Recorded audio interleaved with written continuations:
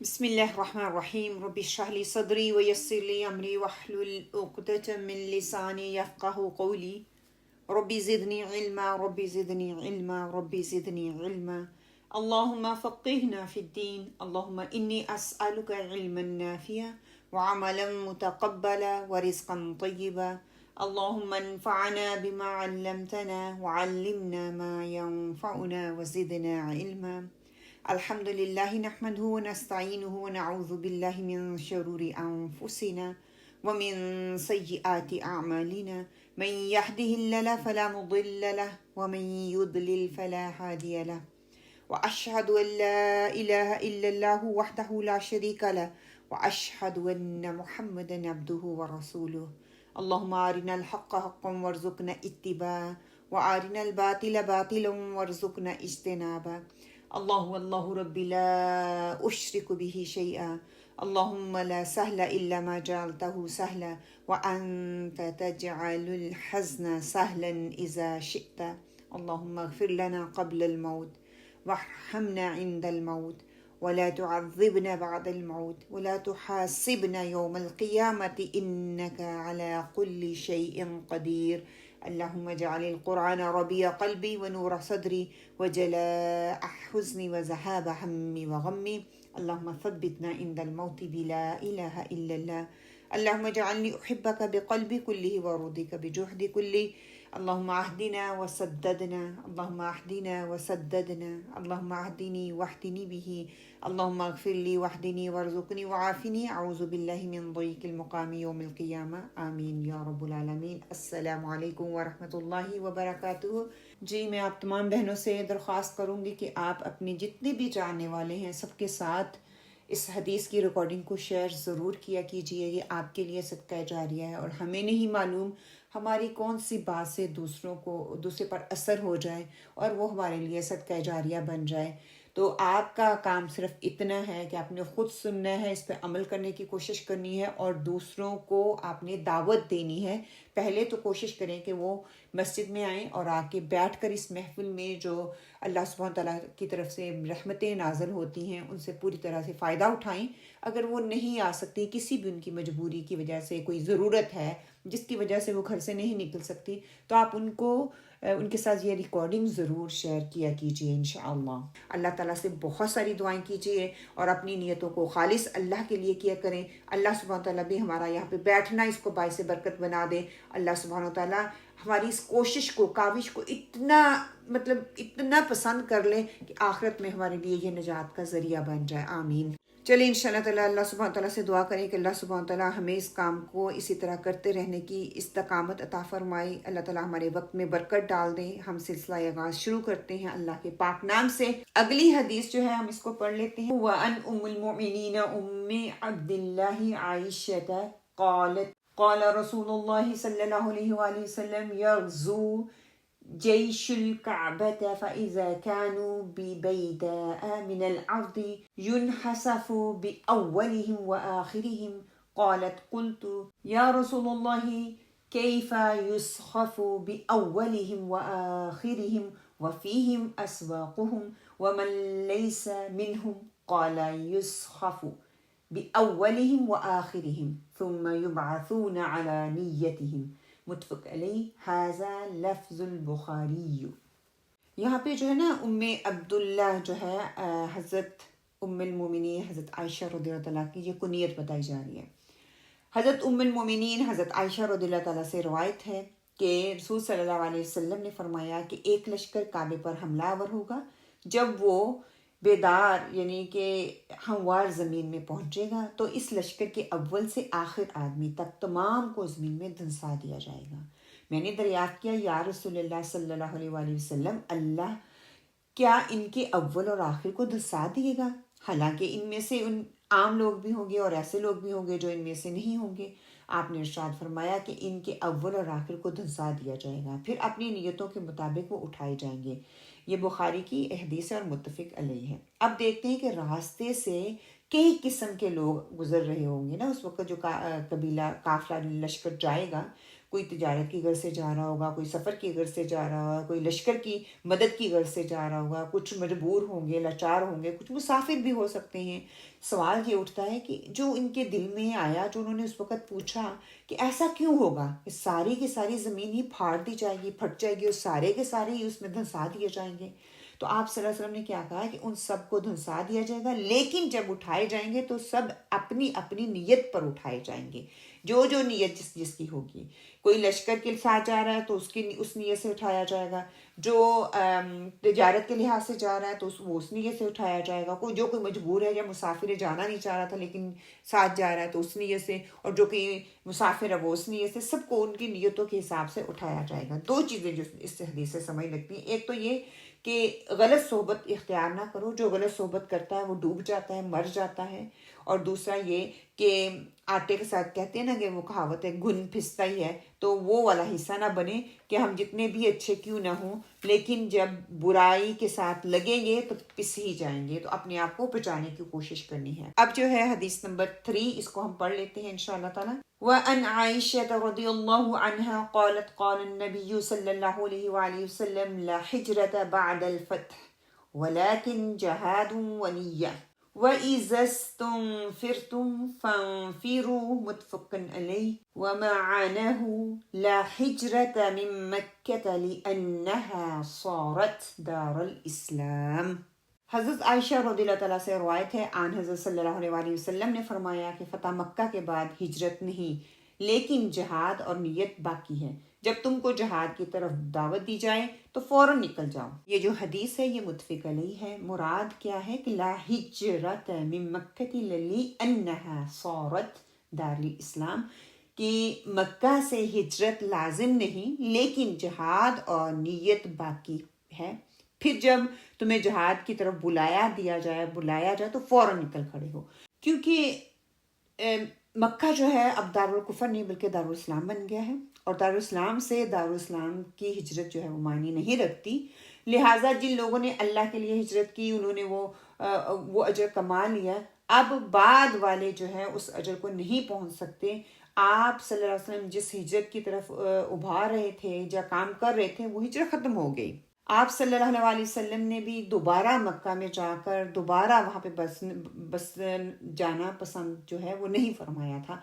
کیونکہ مکہ فتح ہوا اور کچھ عرصہ آپ صلی اللہ علیہ وسلم بعد میں زندہ بھی رہے۔ دیکھیں حج کے فوراً بعد مدینہ لوٹ جاتے ہیں، اور ان لوگوں کو بھی لوٹنے کے لیے کہتے ہیں جو ساتھ گئے تھے کہ کہیں ان لوگوں کی ہجرت کا اجر جو ہے، جو ثواب ہے وہ ضائع نہ ہو جائے۔ کیونکہ جب انسان واپس لوٹتا ہے نا تو اپنا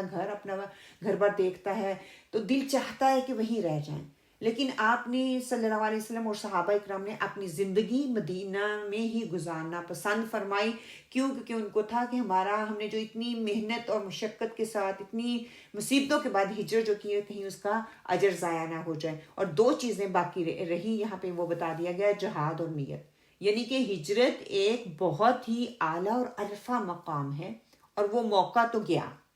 لیکن اب ایک موقع ختم ہونے کے بعد دو موقع ہمیں دے دیے گئے، کہ دو موقع وہ کیا ہیں کہ نیت اور جہاد، یہ دو چیزیں ہیں۔ جب تمہیں موقع ملے، جب تمہیں چانس ملے، جہاد کے لیے نکلنے کے لیے کہا جائے، اپنی نیت کو خالص کرو اور جہاد کے لیے نکلو۔ قرآن پاک میں اللہ سبحانہ وتعالیٰ ارشاد فرماتے ہیں کہ اللہ تعالیٰ کی راہ میں نکلو، خواہ ہلکے ہو یا بوجھل، جہاد کرو اللہ کی راہ میں اپنے مالوں کے ساتھ اور جانوروں کے ساتھ، یہ تمہارے لیے زیادہ بہتر ہے اگر تم جانو۔ جس کی نیت اچھے سے کرو گے اور اس کا اجر بھی اچھا ہی پاؤ گے، اور جس کی نیت ہم نہیں کریں گے اور صرف دنیا کو دیکھا دیکھی کریں گے تو اس کا کیا ہے، اجر ہم کچھ نہیں پانے والے۔ تو اللہ سبحانہ تعالیٰ سے دعا کرتے ہیں اللہ سبحانہ تعالیٰ ہماری اس کوشش کو، اس کاوش کو، اس حدیث کی بک کو پڑھنے کی میں ہماری مدد عطا فرمائے، ہمارے وقت میں برکت ڈال دیں، ہم تھوڑے وقت میں زیادہ حدیث کو پڑھ سکیں، اس پہ پونڈر آن کر سکیں اور اپنی نارمل لائف میں ان کو امپلیمنٹ کرنے کی کوشش کر سکیں۔ اللہ سبحانہ تعالیٰ سے ہم دعا کرتے ہیں کہ اللہ سبحانہ تعالیٰ ہمیں استقامت کی توفیق عطا فرمائے، اللہ سبحانہ تعالیٰ جو پڑھ رہے ہیں اس کو عمل میں لانے کی توفیق عطا فرمائے۔ چلیں انشاءاللہ تعالیٰ حدیث نمبر 4 کو دیکھ لیتے ہیں۔ وَأَنْ أَبِي عَبْدِ اللَّهِ جَابِرِ بْنِ عَبْدِ اللَّهِ الْأَنصَارِيِّ قَالَ كُنَّا مَعَ النَّبِيِّ صَلَّى اللَّهُ عَلَيْهِ وَسَلَّمَ فِي غَزَةٍ فَقَالَ ان بالمدینتی لا رجالا ما سرتم مسیرا ولا قطعتم وادیا الا كانوا معكم حبسهم المرض وفي روایت الا شریککم فی الاجر رواہ المسلم۔ حضرت جابر بن عبداللہ رضی اللہ عنہما سے روایت ہے کہ ہم ایک غزوے میں آن حضرت صلی اللہ علیہ وآلہ وسلم کی معیت میں تھے۔ آپ نے ارشاد فرمایا، بلا شبہ مدینہ میں کچھ ایسے لوگ بھی ہیں کہ جتنا تم سے سفر کیا اور وادیاں طے کی وہ تمہارے ساتھ ساتھ اجر میں شریک ہیں، ان کو بھی بیماری نے آنے سے روک دیا۔ ایک روایت میں شریکوکم فی الاجر کے الفاظ بھی ملتے ہیں ہمیں، وہ مسلم کی حدیث ہے۔ اس طرح پھر فرمایا وَرَوَاهُ الْبُخَارِيُّ عَنْ أَنَسٍ رَضِيَ اللَّهُ عَنْهُ قَالَ رَجَعْنَا مِنْ غَزْوَةِ تَبُوكَ مَعَ النَّبِيِّ صلی اللہ علیہ وآلہ وسلم فقال إِنَّ أَقْوَامًا خَلْفَنَا بِالْمَدِينَةِ مَا سَلَكْنَا شِعْبًا وَلَا وَادِيًا إِلَّا وَهُمْ مَعَنَا حبسہم العذر، کہ بخاری میں آتا ہے، حضرت انس رضی اللہ تعالیٰ کی روایت ہے، اس طرح سے ہے کہ ہم حضور پاک صلی اللہ علیہ وسلم کے ساتھ غزوہ تبوک سے لوٹ رہے تھے تو آپ صلی اللہ علیہ وسلم نے ارشاد فرمایا، ہمارے پیچھے مدینہ میں کچھ ایسے لوگ ہیں کہ ہم جس گھاٹی یا جس وادی میں سے سفر کرتے ہیں وہ ہمارے ساتھ اجر میں شریک ہیں، ان کو عذر نے ہمارے ساتھ آنے سے روک دیا ہے۔ اب اس حدیث سے کلیئرلی ہمیں پتہ چل رہا ہے کہ یہ حدیث غزوہ تبوک کے حوالے سے ہے، جس کی تفصیل انشاءاللہ تعالیٰ سورہ توبہ میں ہم تفصیل سے پڑھیں گے۔ اس موقع پر کچھ لوگوں نے عذر پیش کیے تھے اور کچھ کے عذر ایسے تھے کہ بیماری کی وجہ سے وہ نہیں جا سکے، کچھ کے عذر تھے کہ وہ سواری نہ ملنے کی وجہ سے نہیں جا سکے تھے، تو ان کے بارے میں یہ حدیث آتی ہے کہ جب وہ آپس میں آئے تو ان کے جو ہے آنکھیں آنسوؤں سے بہہ رہی تھی، ان کا دل جو ہے وہ کٹ رہا تھا، ان کو یہ موقع کیوں نہیں ملا، ان کو مطلب کہ ان کے لیے سواری کیوں نہیں ہے۔ ہم ہوتے تو ہم کہتے شکر ہے اللہ کا، میری تو جان چھوٹ گئی، مجھے تو نہیں جانا پڑے گا، لیکن اتنی گرمی تھی اس وقت کہتی ہیں، اور حکومت جو تھی وہ رومیوں کے مقابلے میں تھی، جنگ جو تھی، اور وہ سپر پاور تھے اس وقت کے، اتنی گرمی کے باوجود فصلیں پکی ہوئی تھی، کٹنے کے قریب تھی، 600 سے 700 کلومیٹر کا فاصلہ تھا جو انہوں نے طے کرنا تھا اتنی گرمی میں، لیکن ان لوگوں نے ایسا ہی کیا۔ ان کو آپ صلی اللہ علیہ وسلم سے اتنی محبت تھی کہ اپنا گھر بار چھوڑنے کے لیے وہ تیار ہو گئے، پکی ہوئی فصلوں کو چھوڑنے کے لیے تیار ہو گئے، اپنی ہر چیز کو بھلا کر پیدل چلنے کے لیے تیار ہو گئے۔ قرآن پاک میں آتا ہے نا، سبحان اللہ، قرآن پاک میں اللہ سبحانہ تعالیٰ ارشاد فرماتے ہیں، بہت ہی خوبصورت آیت ہے، جب تم ان سے کہہ رہے تھے کہ میرے پاس کچھ نہیں ہے کہ میں تمہیں اس پر سوار کروں، تم دیکھتے تھے کہ جب وہ پلٹے تو ان کی آنکھیں آنسوں سے بھری ہوئی تھیں کہ ہمارے لیے سواری کا انتظام کیوں نہیں ہو سکا۔ اور یہی موقع جب تھا حضرت عثمان رضی اللہ تعالیٰ اللہ ان سے راضی ہو کہ انہوں نے 1000 گھوڑے جو تھے، 70 اونٹ اور 1000 درہم جو تھا نقدی اللہ کے رسول صلی اللہ علیہ وآلہ وسلم کی خدمت میں انہوں نے پیش کیا۔ سبحان اللہ، صرف نیت کر لینے سے کتنا انسان کو اجر مل جاتا ہے، کہ کئی دفعہ ہوتا ہے کہ آپ کا دل کر رہا ہوتا ہے کہ میں یہ کام کروں، لیکن حالات ویسے نہیں ہوتے، آپ کا دل ہوتا ہے میں صدقہ کروں، حالات ایسے نہیں ہوتے، پاکٹ میں آپ کے اتنے پیسے نہیں ہوتے، لیکن دل اندر ہی اندر کڑ رہے ہوتے ہیں، کسی کی خدمت کا موقع آپ کو ہوتا ہے میں کروں، لیکن حالات جو ہے ایسے ہوتے ہیں کہ آپ کو اجازت نہیں مل پاتی۔ تو کیا ہے کہ نیت دل میں کر لیں کہ میں اس کو نیت کرنے کی ارادہ کرتی ہوں۔ اللہ سبحانہ تعالیٰ ہے جو ذات آپ کو بہترین اس کا اجر دینے والی ہے، اللہ کی محبت اور رحمت کا پھر وہ دیکھیں کہ کیسے آپ مستحق ہوتی ہیں، کیسے مستحق ٹھہرائے جاتے ہیں۔ وہ تو ہمارے دلوں کو جانتا ہے، ہمارے دلوں کے رازوں تک جانتا ہے، ہمارے دلوں کی کیفیت کو جانتا ہے، ہمارے اندر کتنی محبت ہے، کتنا خلوص ہے ہمارے اندر، اللہ سبحانہ و تعالیٰ کے لیے کتنے جذبات ابھر رہے ہیں کہ ہم اللہ کے لیے یہ کام کریں۔ اور اگر ہمارے اندر جذبات اچھے ہیں، نیت خالص ہے، ہمارا جذبہ اچھا ہے، لیکن کام کا موقع نہیں مل پا رہا ہے کسی بھی ریزن سے، کسی بھی وجہ سے، تو اللہ سبحانہ و تعالیٰ ان کی بھی قدر کرتا ہے، ان کے بھی نامہ مال میں وہی لکھا جاتا ہے جو ان لوگوں کے وہاں پہ لکھا گیا۔ ان کے دلوں سے جب وہ قرآن کی آیت پڑھ کے سنائی نا کہ جب وہ وہاں سے گزرے نکلے تو دل میں کیسی کیفیت ہوگی، دل کیسے تڑپ رہا ہوگا، دل میں بار بار جذبات آ رہے ہوں گے، احساسات پنپ رہے ہوں گے کہ وہ جو جا رہے ہیں وہ تو اجر کما لیں گے، ہم کیا کریں؟ صرف اس وجہ سے ہم پیچھے رہ رہے ہیں کہ ہمارے پاس